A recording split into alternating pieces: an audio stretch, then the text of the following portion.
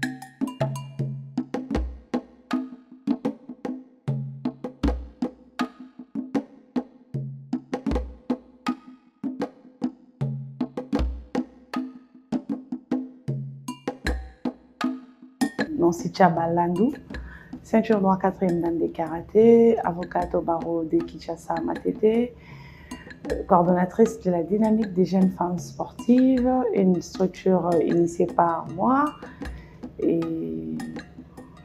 entraîneur à l'équipe nationale de karaté-do de la RDC. Nancy n'est pas encore mariée, elle n'a pas encore d'enfant.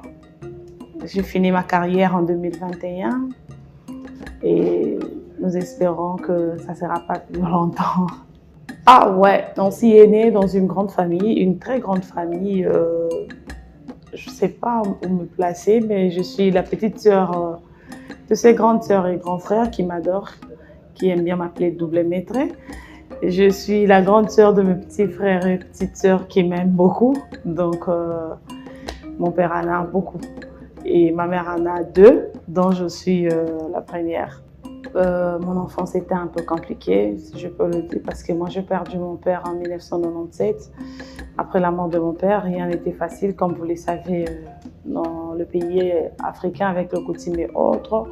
On a traversé ce qu'on pouvait traverser, mais je bénis Dieu parce que j'ai été orientée rapidement dans le monde du sport et c'est là où je trouvais aussi un bon refuge, une grande famille qui m'a permis d'évoluer et devenir une grande dame aujourd'hui, si je peux le dire. Oui, j'ai étudié au complexe scolaire Mbemba. Je salue mon directeur Baketa, que je n'oublierai jamais. Après là-bas, je suis allée au lycée Tobongisa avec les sœurs. J'ai fini en latin philo de l'autre côté du lycée Tobongisa où on m'a surnommée Sa Majesté par mes amis. Et après là-bas, je suis allée à l'UNIKIN. J'ai fini à l'UNIKIN en droit. Je suis passionnée du sport. Je suis passionnée du sport, ce n'est pas héréditaire. C'est vrai que lorsque je grandis un peu, j'ai appris que mon père aussi avait fait le karaté. Mais avant, ce n'était pas le cas, je ne savais pas. J'aime le sport, je suis passionnée du sport, je suis passionnée du karaté. Pourquoi les karatés? Je n'ai pas commencé avec les karatés, j'avais commencé avec le foot à l'école primaire. J'essayais avec les baskets, mais j'avais compris que ce n'était pas mon milieu, je n'étais pas à l'aise. Et un jour, j'ai accompagné une de mes cousines aux entraînements de karaté. On m'a sollicité, on m'a demandé si je m'irais bien faire le karaté. Aussitôt, j'ai commencé les karatés, je me suis habituée, je me suis adaptée et voilà. Je me suis vite adaptée et voilà, je suis devenue une championne de karaté. Donc voilà, j'ai commencé les karatés en 1999. Au sein du KC, Karaté Club Shotokan Ryu de Maître Massamba Diambote. Bon, quand je suis arrivée au karaté, d'abord, il y avait l'ambiance, je me sentais chez moi, j'avais des copines à l'époque. avec lesquelles c'était quand tu finis l'école, elles étaient déjà prêtes, elles vous attendaient pour aller aux entraînements. Il y avait ma cousine qui était là aussi. Alors, à chaque fois qu'on arrivait, cette familiarité-là, ça me donnait un peu le goût de rester. Alors, lorsque vous arrivez, il y avait de petits travaux, il fallait balayer les dojos. Bon, je me suis vue t'adapter et j'avais trouvé ça aussi intéressant parce que je faisais des mouvements, j'étais libre, il fallait pas seulement travailler en équipe, je pouvais travailler aussi individuellement parce que le foot, contrairement au foot, il fallait travailler avec les amis, c'est toujours. Mais là, j'étais libre, j'étais aimée et surtout plus ça parce que cette considération-là, cette façon-là, cette manière-là de gérer les enfants, c'est ce qui attire les enfants quelque part. Oui, on a rencontré des difficultés, hein. Tout en étant enfant, c'était pas facile. Donc, il fallait étudier, il fallait aller à l'entraînement. Et moi, l'école primaire, toute mon école primaire, je l'ai fait les après-midi. C'était pas facile. Alors, les entraînements également, c'est les après-midi, donc c'était pas facile. Mais avec le temps, je me suis adaptée et j'ai juste réglé les temps des études, des entraînements, le temps de révision et consort. Parce qu'il m'arrivait même de faire mon devoir déjà à l'école. Donc, pendant que j'écris mon devoir, je fais mon devoir. Donc, c'est-à-dire quand je rentre à la maison, je n'aurai pas beaucoup à faire. Directement, je vais aller m'entraîner. Quand je veux rentrer le soir, je fais les tâches ménagères, je me lave, je dors. Pour que demain matin, je sois en forme, je n'ai pas beaucoup de choses qui pourraient me tracasser.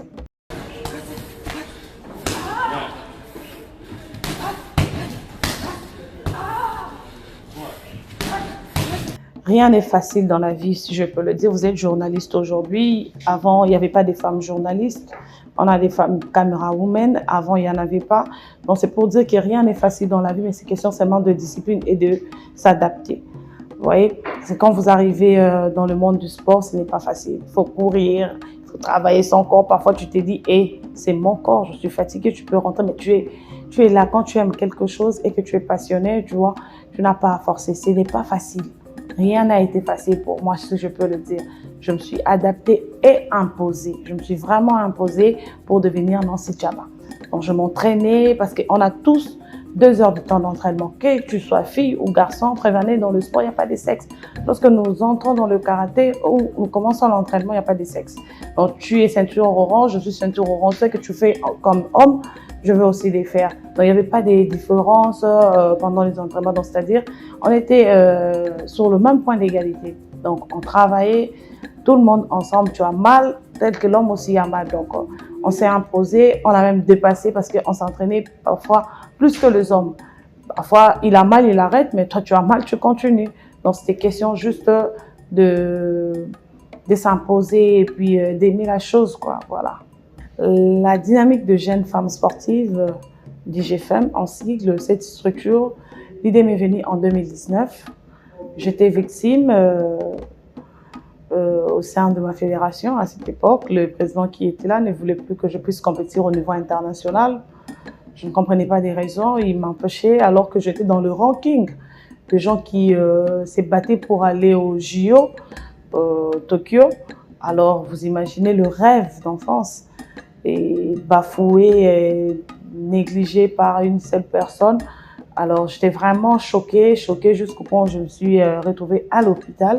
Et après mon hospitalisation, je me suis dit pourquoi pas mettre en place une structure qui parlera, qui va défendre la femme sportive, qui est parfois négligée, qui ne connaissent pas aussi leurs droits parfois. Et voilà, je me suis dit en tant que juriste, avocate, pourquoi ne pas les faire? C'est comme ça que j'ai mis en place la structure. J'ai initié ces structures d'où je ne gère pas seule. Je suis avec plusieurs d'autres anciennes sportives et d'autres qui sont encore dans la compétition, avec lesquelles on est en train de se battre pour que ces structures montent encore davantage. Pourquoi même mettre en place une académie pour encadrer les talents qui sont négligés ou encore qui ne se connaissent même pas. Voilà. La dynamique de jeunes femmes sportives organise déjà beaucoup de choses. Nous organisons des matinées sportives qu'on appelle Batelanzoto. on n'organise pas seulement avec les sportifs, mais nous organisons plus avec les femmes des entreprises, comme parfois Canal+, il est toujours là avec nous, c'est notre sponsor. Il vient toujours, lorsqu'on organise Batela Nzoto, il nous accompagne. On travaille avec les femmes, on montre aux femmes de notions élémentaires de défense et puis on fait voir aux femmes l'avantage de pratiquer ou encore d'être en mouvement, donc d'être dans l'exercice physique. Pour ne pas parler du sport, mais on parle de l'exercice physique, c'est-à-dire l'exercice qui te permet d'être en forme, qui te permet de te maintenir. Donc voilà, on fait ça. Et puis on a déjà on fait des séminaires où on parle de droits des femmes dans le milieu sportif.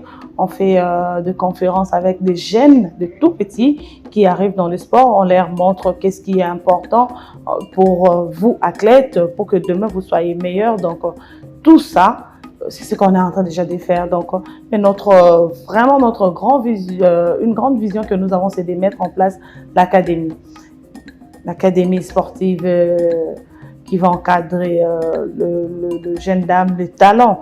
Et c'est pour éviter que les gens puissent nous parler de la discrimination, parce que nous sommes des mamans. Rassurez-vous qu'on va aussi encadrer les talents masculins, parce que c'est très important, parce que au pays, beaucoup de gens pensent que le sport n'a pas d'argent, le sport ne peut pas faire évoluer l'économie de notre pays. Non, ça fait très mal, parce que c'est les secteurs où c'est du côté où le secteur où les gens négligent. Ils négligent, mais ils ne connaissent pas le valeur ou encore les avantages qui est derrière le sport. Il suffit de bien organiser les choses, le sport peut amener loin l'économie de notre pays. D'abord, c'est la détermination, comme je l'avais dit, parce que pour reculer un peu, moi j'ai eu le goût de faire le sport à la télé. Je regardais la télé, je crois c'était la rediffusion de JO d'une certaine année. J'ai vu une dame sur le podium avec le drapeau, elle pleurait. J'ai dit, mais pourquoi pas moi un jour? Pourquoi pas moi un jour? Le fait de me dire ça, j'étais encore jeune, je n'étais que dans le 7-8 ans et j'ai commencé les sports, je me suis lancée et je me suis donné corps et âme, beaucoup de sacrifices, parce que étudier, faire les sports, ce n'est pas facile.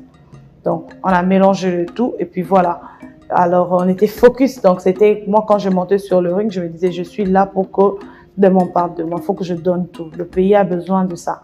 Il faut que je donne tout. Donc, j'ai pu donner ce que je pouvais donner au pays malgré. Et voilà. Je suis vice-championne d'Afrique. Je suis vice-championne d'Afrique de karaté.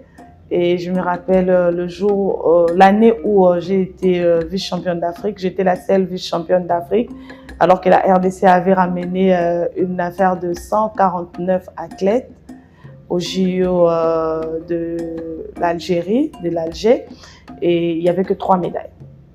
Et dans les 3 médailles, j'étais la seule dame. Il y avait 2 hommes et moi. Et moi, j'étais médaillée d'argent.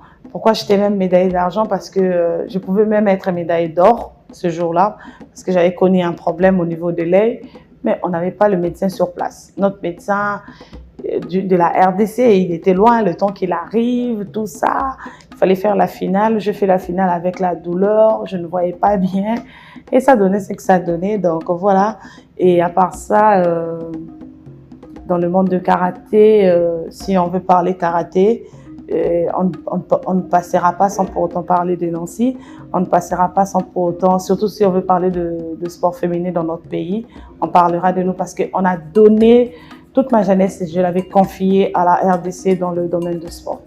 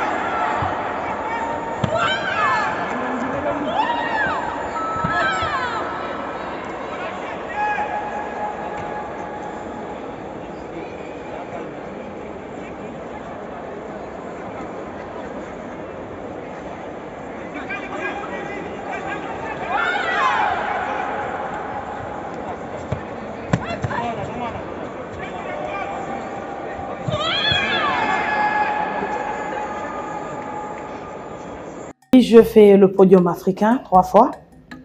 Au niveau 3e place, je le fais 3 fois. Et la dernière date de 2021, c'était ma porte de sortie. Après cela, j'avais arrêté. Après ça, je suis plusieurs fois médaillée au niveau de l'Afrique centrale. Je suis plusieurs fois championne du Congo, on ne sait pas en parler, jusqu'à ce que j'ai arrêté. Et je suis plusieurs fois championne de Kinshasa, des entités de la ville de Kinshasa, n'en parlons pas. Alors, je suis vainqueur de l'Open Chapi du côté Cameroun. J'étais pour publicité plusieurs fois meilleure athlète dans notre pays. Alors voilà, j'ai tellement de trophées, j'ai tellement fait de choses, je continue. Cela n'a pas fait de moi une orgueilleuse, mais cela me motive de travailler encore plus. Donc lorsque moi on vient vers moi, même lorsque vous êtes venu vers moi comme ça, rassurez-vous que c'est comme si vous êtes en train de me pousser de travailler encore plus.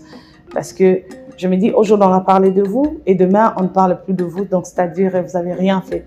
Donc lorsque vous venez chez moi, j'ai l'impression d'être, comment le mot me fuit, mais acculé, hein, on me pousse, il faut travailler, il faut travailler, il faut travailler, donc c'est un peu ça. Dans le barreau, nous défendons les gens. Et dans le karaté, aujourd'hui, on est entraîneur. Et c'est presque, à un moment, je me dis, c'est presque la même chose, hein, c'est presque la même chose qu'on fait. Là-bas, j'étais athlète, je devais me défendre seule pour gagner, aller à l'échelle. Et de l'autre côté, il faut parler pour l'autre, il faut défendre l'autre pour que l'autre puisse se retrouver dans ses droits. Et c'est depuis l'enfance, comme je l'ai dit. Donc, gérer le temps, c'est depuis l'enfance déjà, parce que il fallait gérer les études et le sport. On a pu gérer. Parce qu'il nous arrivait de voyager juste après les examens, vous partez. Je me rappelle, en 2010, j'avais examen à l'UNIKIN. Dès que je finis l'examen, mes affaires étaient déjà à l'aéroport d'Enjili. Je devais suivre les autres, c'était pas facile. Ce jour-là, j'étais stressée comme pas possible. Donc, je finis mon examen, je retourne, je ne dis même pas au revoir à mes amis, je sors. Je prends la moto, on me dit, on a déjà commencé les check-in, toi tu es où? À chaque fois que j'avançais, on m'appelait, tu es où? Tu es arrivé où? Fais vite. Quand j'arrive comme ça, j'étais déjà là. Les amis avaient déjà fini le check-in et on passait directement pour le voyage. Donc, c'était pas facile. Et aujourd'hui, c'est un peu abordable parce que je suis entraîneur. Il y a plusieurs entraîneurs.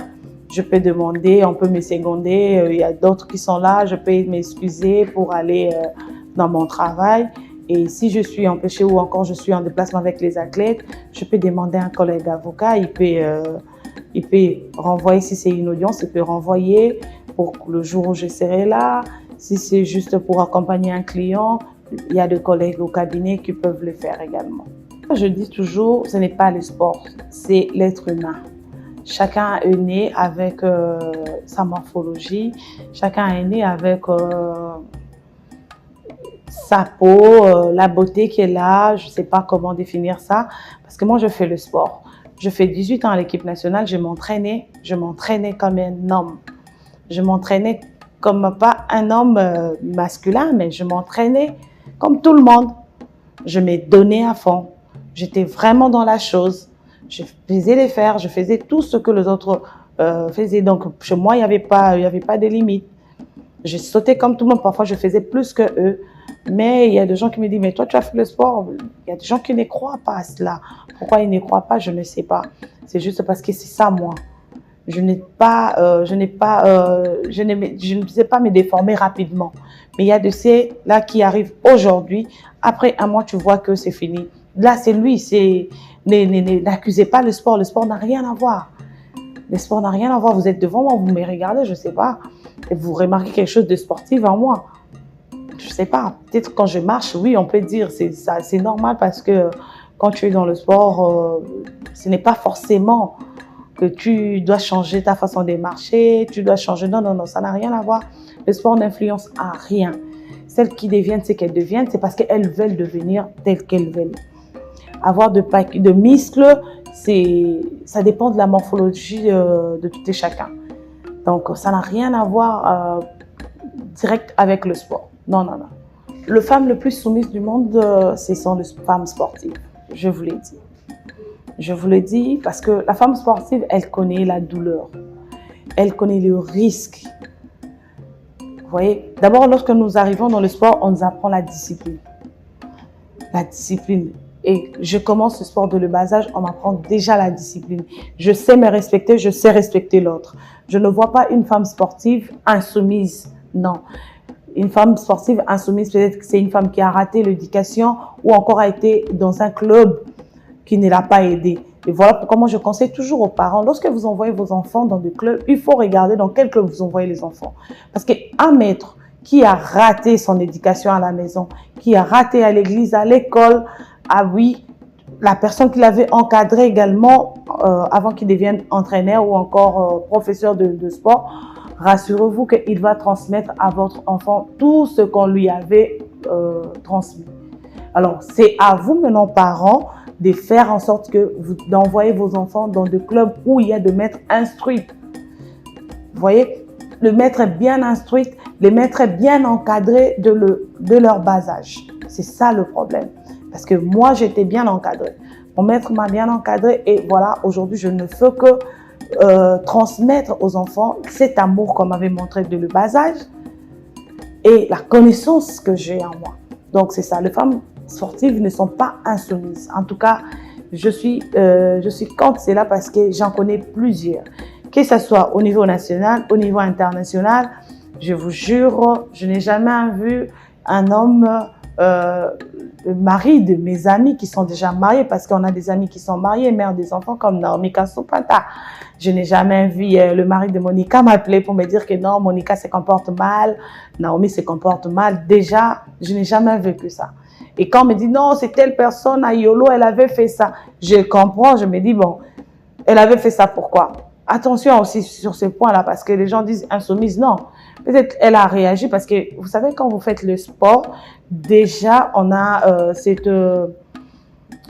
comment je peux dire, cette sensation ou encore cet esprit-là de défense, quoi, de se protéger. Donc, quand je veux même vous lever là pour me saluer, mais attention, si je n'étais pas concentrée ou je ne vous regardais pas, j'aurais tendance à bloquer, à parader parce que je me dis, elle veut m'attaquer. Ça, c'est resté en nous.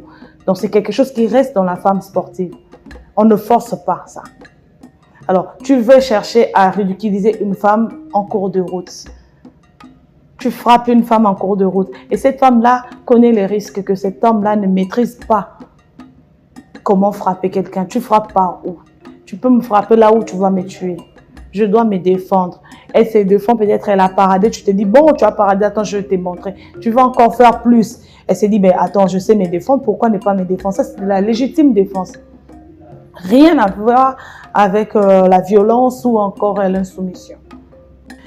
Chère dame, si vous êtes déjà âgée, et que vous vous dites que si aujourd'hui je partais faire le karaté, je vais me casser, on va me taper, je vous dis de ne pas y croire parce que lorsqu'on vient pour faire le sport, on ne vient pas pour qu'on vous tape. Les enseignants ne sont pas là pour vous malmener ou encore vous maltraiter. Je vous encourage à vous lancer dans le sport. Vous êtes maman, encouragez vos filles. Le sport n'a rien à voir. Le sport, au contraire, permet à ce que l'enfant puisse se développer rapidement. Envoyez vos enfants dans le club, envoyez vos enfants pratiquer parce que ce sont des talents que vous négligez. Hier, j'ai parlé avec une dame qui me disait, j'ai interdit mon fils à faire le sport parce qu'il n'étudie pas bien. Je me dis, il y a de millionnaires aujourd'hui dans le football qui ne connaissent même pas parler français. Pourquoi? Et ce n'est pas les Français qui fait qu'une personne puisse se retrouver dans la vie. Si quelqu'un a les talents de côté sport, chère dame, n'arrêtez pas cela. Encouragez vos enfants, envoyez vos enfants dans des clubs, envoyez vos enfants dans des académies pour qu'ils puissent mettre en valeur les talents qu'ils ont en eux. Les femmes sportives, vous êtes athlète, vous avez l'avenir. N'arrêtez pas, ne vous découragez pas parce que je sais, et je suis du domaine, je viens de ces mondes-là, je sais combien parfois on est critiqué, parfois on est harcelé. Mais que les harcèlements ne vous arrêtent pas. Donnez-vous à fond. Entraînez-vous comme il le faut. Vous êtes meilleur. Si vous êtes sélectionné à l'équipe nationale, c'est parce que vous le méritez. Que personne ne vous démotive pour dire que vous ne le méritez pas. Si on vous sélectionne, peu importe votre niveau, rassurez-vous que vous le méritez. Donnez le meilleur de vous pour que demain on parle de vous. Affirmez-vous. pour que les gens ne viennent pas marcher sur vous, pour que vous soyez sélectionnés. Vous qui êtes dans des clubs, entraînez-vous comme il le faut. Donnez-vous à fond. Et vous allez voir, vous serez sélectionnés sans rancune, sans problème. Vous allez mériter. La méritocratie est la chose la plus meilleure dans le monde du sport. Si vous méritez votre place, personne ne viendra vous dire quelque chose. Ça, c'est mon conseil que je peux vous dire. Merci.